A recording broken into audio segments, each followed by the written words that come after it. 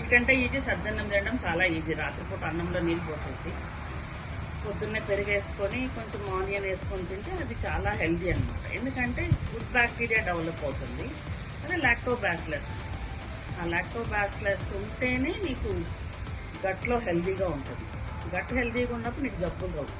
ఎప్పుడైతే గట్ హెల్దీగా ఉండదో లీకీ గట్ అంటారు, వెజిటబుల్ బౌల్ సిండ్రోమ్ అంటారు. ఇవన్నీ these are the things.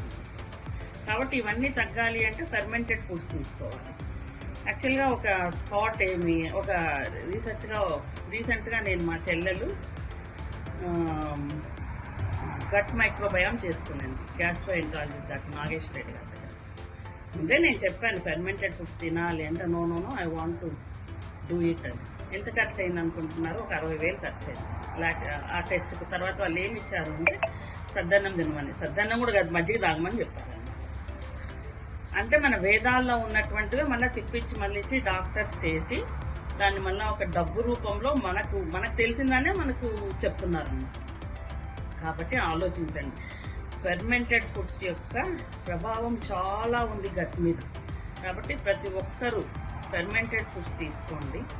Dosa idli కూడా ఫెర్మెంటెడ్ ఫుడ్ నేను కాదన్నా, కానీ ఎక్కడ పెడుతున్నారు మీరు? మజ్జిగ కూడా ఫెర్మెంటెడ్ ఫుడ్ ఫ్రిడ్జ్లో పెట్టి తీసుకుంటున్నారు.